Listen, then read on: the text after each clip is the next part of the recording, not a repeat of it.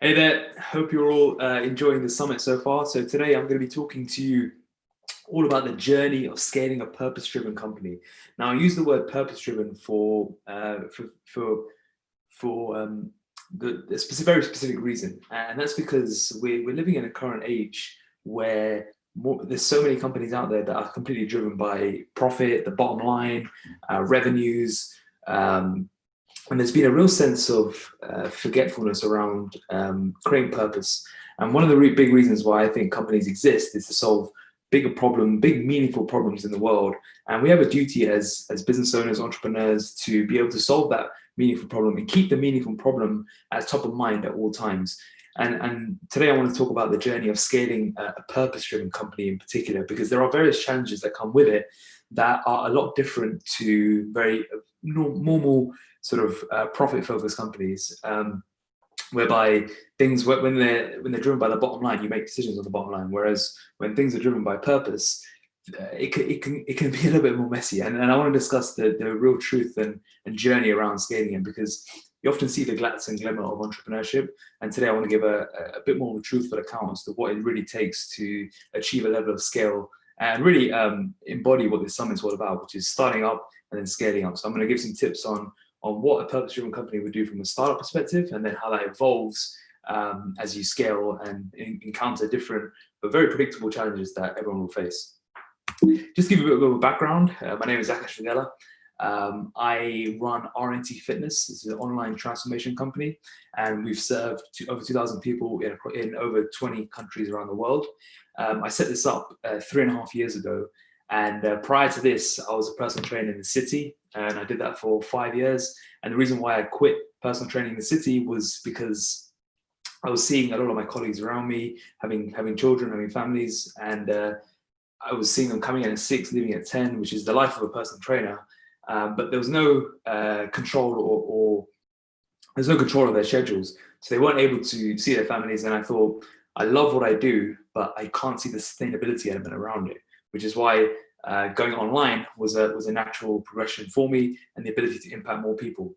However, this career path wasn't always the destined one for me. Initially, I was in fact all throughout my teenage years I was geared towards going into law. But then as I got bitten by the health and fitness bug, and I saw the power that the physical transformation has to all aspects of your life, I wanted to make this my career path, and ultimately was now my purpose. There's a mantra that I live by, and I talk about as our mission in the company, which is the physical is the vehicle. And what I mean by this is that as you transform your physical, everything you learn, everything you gain, whether that's control, focus, and confidence, the three things that I myself have gained a lot of, you can amplify that and take it across all areas of your life. And it really does act as the vehicle to propel you forward. That's a bit of background on myself.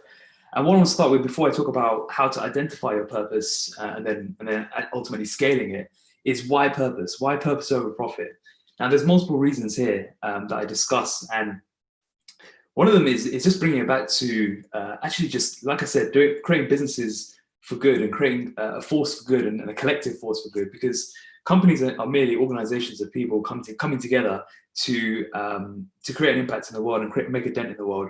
And when you focus on purpose over profit, all your actions are driven by the desire to serve the world, and to inspire change. And when you have purpose in front of your mind, you play the long game, because you're not chasing that next dollar every week. You know you want to create a bigger impact in the world, and you play the long game accordingly.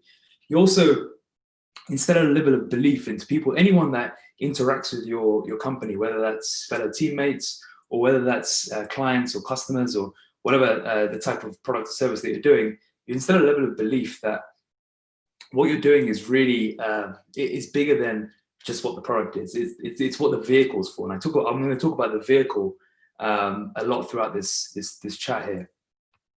It also gives you strong underpinnings, and this is something which really comes as you grow a company. In the early days, it's very much a honeymoon period. It's exciting, it's fun, but there's going to be a lot of crap that you're going to go through. And having strong underpinnings of purpose that's very meaningful to you is what allows you to push forwards as you go along.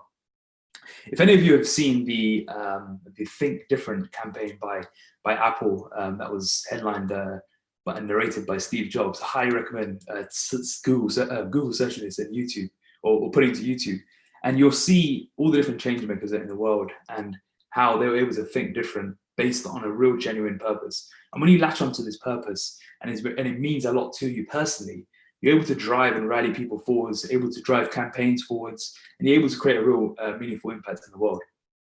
The question that everyone asks always is, what is my purpose and how do I find this? And I've got a few steps that I like to work through with people and discuss that applies to anyone that might be listening, whatever stage you're at, whether you're thinking of setting up your own company, or whether you're in that startup phase, or whether you're in a scaling phase, you want to connect to a deeper purpose in your company and make sure that you have the underpinnings that will allow you to go forwards in the future.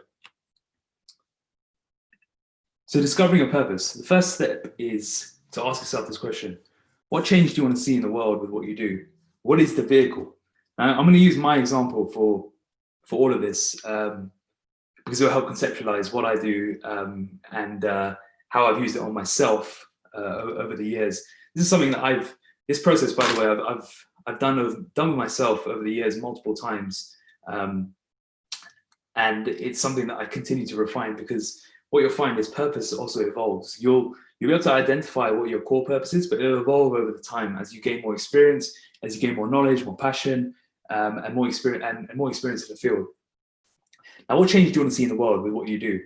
For myself, with what I do in health and fitness, my change I want to see in people is transformation. I want people to use the physical transformation to facilitate transformation in all areas of their life. That's ultimately the vehicle. Now, what you've got to ask yourself in what you do at the moment, or what your speciality is, or what you enjoy doing, or what you're very good at, is what change does it create? What is the change that when someone uses your product or service, what do they achieve? Not what's on the surface level. Really ask yourself, what do they truly achieve deep down that facilitates greater impact?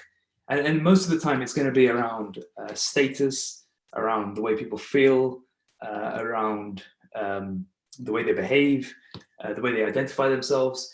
Look at the core product and service that you're doing, and look at what it really allows someone to do. For example, if you're in property investment, if you're a property investor, is your product the fact that you're giving someone a property to buy or property to invest in, or is it financial security to allow more quality time with their family? So you've got to start looking beyond what the surface level product and service is, and what is the change and transformation that someone is achieving with your product and service.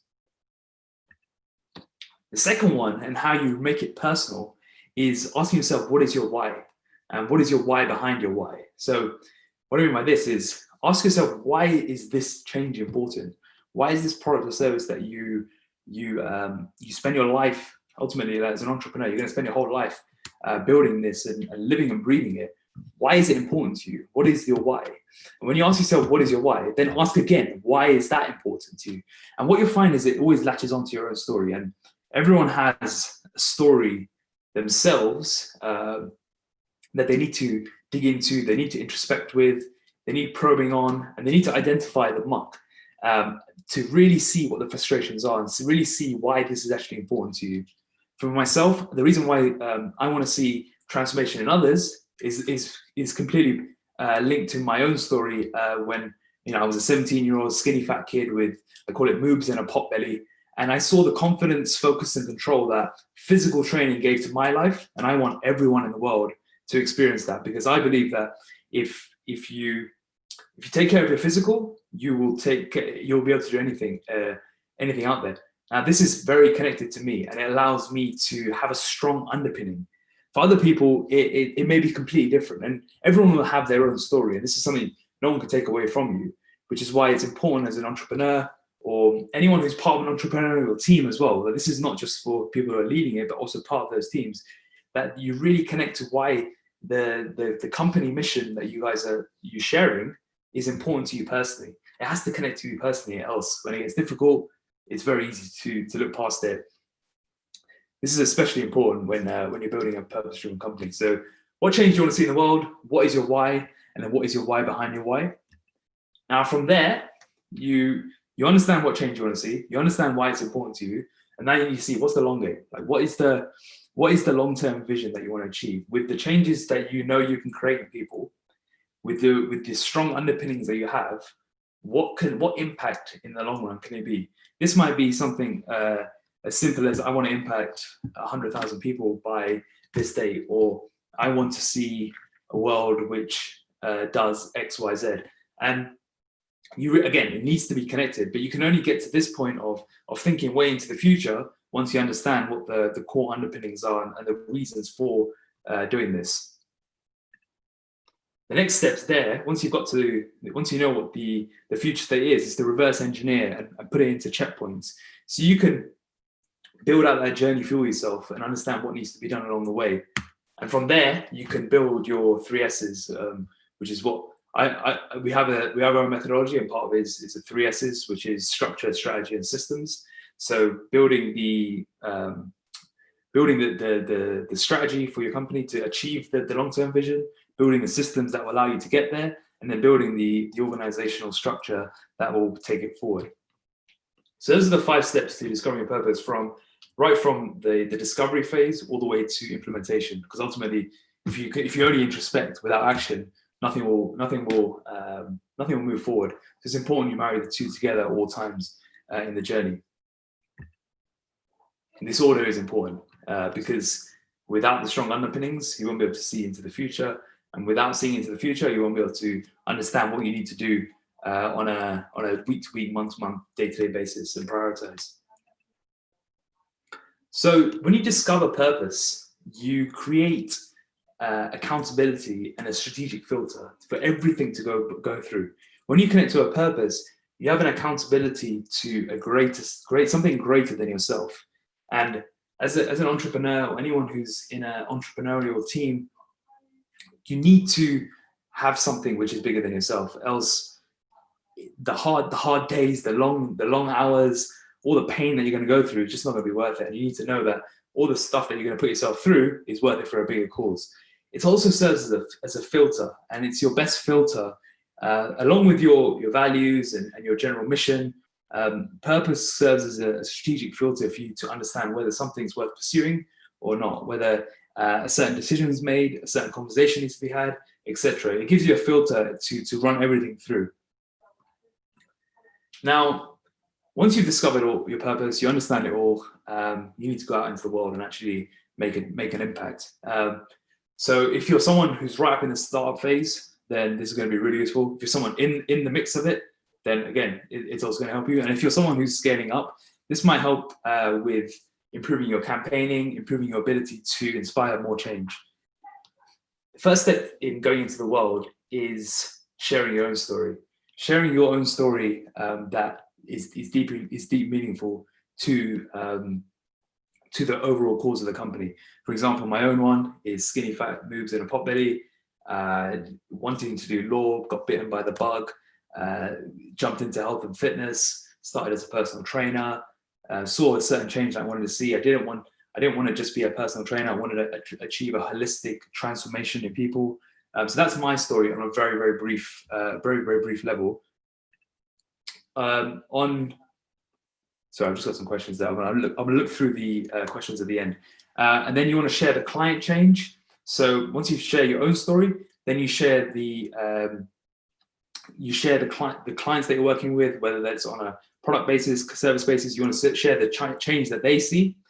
Then you want to productize this process, and you want to name the process. So for us, we have our own 5-phase methodology, and you can just name this whatever you may want to, but you want to put something that really differentiates you from everyone else. And then you need to tell everyone about it. You know, when you're in the startup phase, your number one job is to tell everyone in the world about what you do and tell everyone the amazing work and change that you can inspire into people.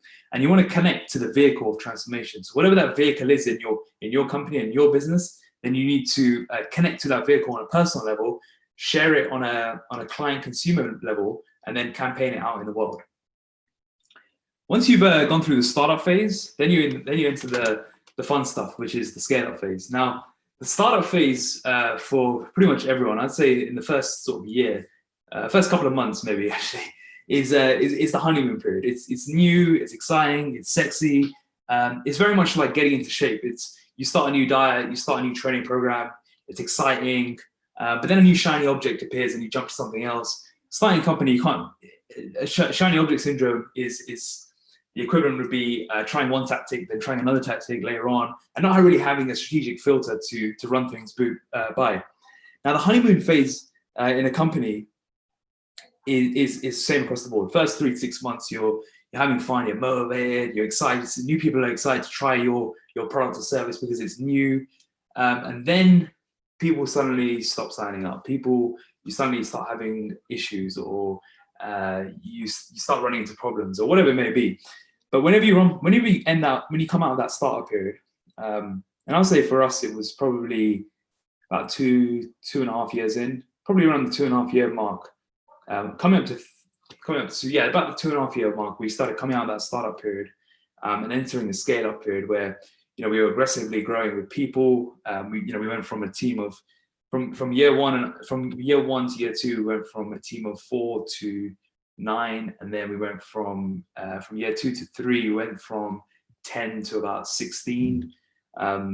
We topped out around 18, and then we kind of pulled back a bit. But in that scaling up period, this is where you have to really identify the muck by the filter. And this is why having a purpose is so important, because when you have a purpose, it becomes the ultimate filter for everyone on your team, all the systems that you run, everything you have that's connected to your company has to run through this filter. If they don't align, then a difficult conversation needs to be had, a difficult decision needs to be made. And sometimes those decisions will be made for you, which always helps.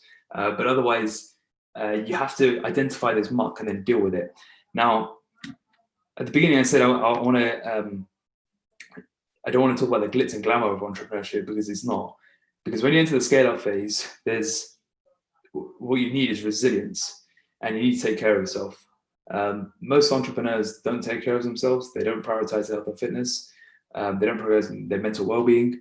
And from what I've learned in the last year and a half, is the resilience just isn't there. And the resilience, for me, on reflection, comes from having purpose, and comes from having a real reason to want to drive a company going forwards. If you have no purpose, that resilience is massively impacted. I was watching an interview by Elon Musk a couple of days ago, and he said starting a company or building a company is like eating glass and staring into the abyss. And I couldn't put it in better words. And he said, for the first few months, it's great. Then you're eating glass and staring into the abyss, and then you're just eating glass. And the analogy is that you're just chewing on crap all the time, because as it comes to you. And what you'll find as you go through the scaling period where you're trying to inspire big change is, much like transformation, much like physical transformation, you have to transform an organization. And through this, you have to shed the skin. So you have to shed the skin of all the old parts in order to get to the new parts, in order to experience a step change to another level.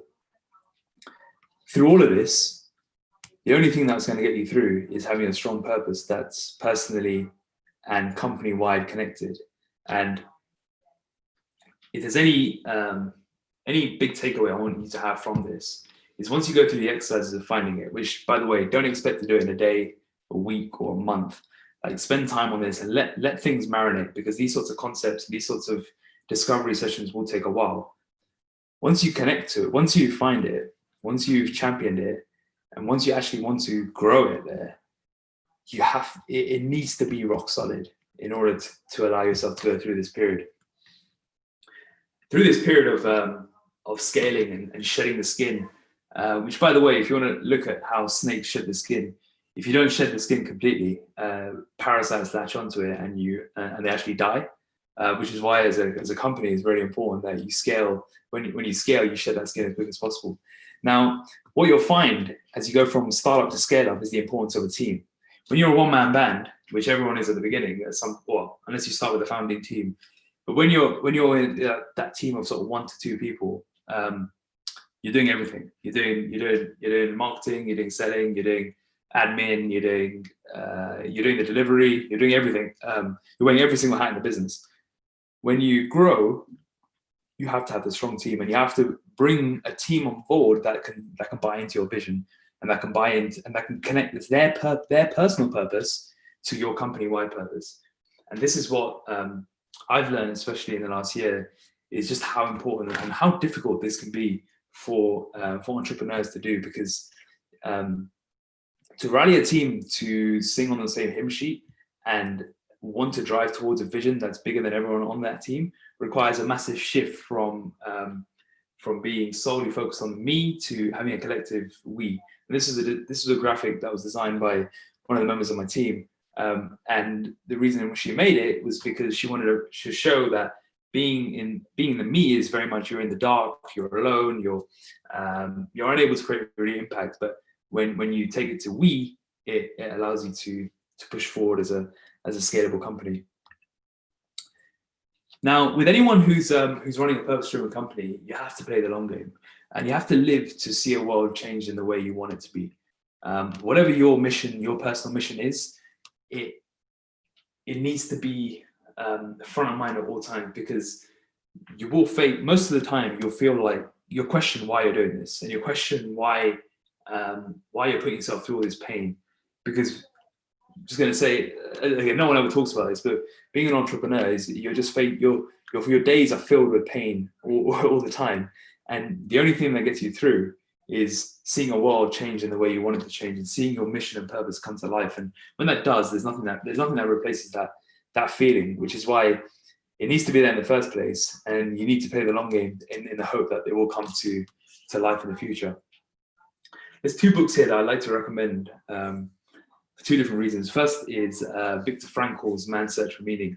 And this was written by, he wrote it during the Holocaust, and he wrote it because it talks around the ability to withstand suffering for a greater cause. And when you have a greater cause, you can withstand pretty much anything, which is why I talk about the purpose in that scaling up phase. The second is a book called Mission by Michael Heyman and Nick Giles. And this is a book that brilliantly explains why the most impactful companies in the world all are based on a collective vision, purpose, mission, and that allows them to make the amazing change that they do in the world.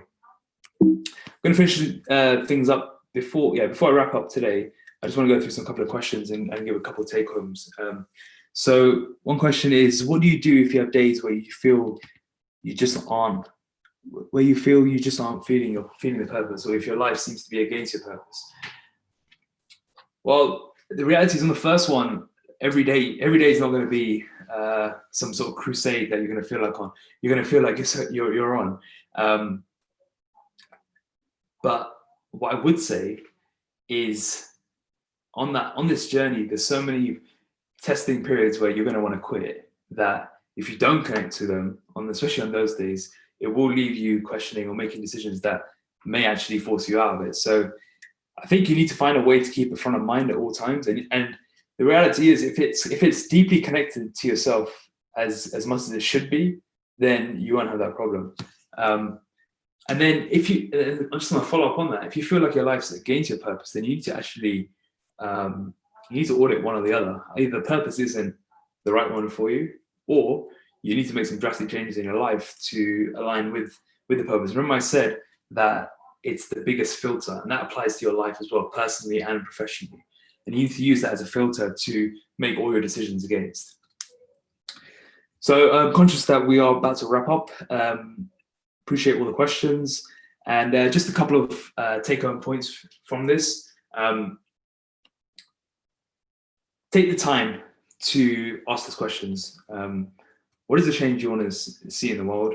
Why is that important to you? What is the long game? What do the checkpoints along the way look like? And then build out your company accordingly. If you're starting up, use this time to really connect to the mission before you do go to market. If you're in the early stages, brilliant, you can apply these things straight away. And if you're going through a scaling period, now's the time to ask you these questions. I know you're busy running a company, but take the time, make the time for it, whether it's an hour in the morning or whatever you need to do, make the time for it, because it will be something you need to call on when everything hits the fan. So, which it will. So yeah, enjoy the journey. If you have any questions, feel free to drop me an email or a message. Thank you.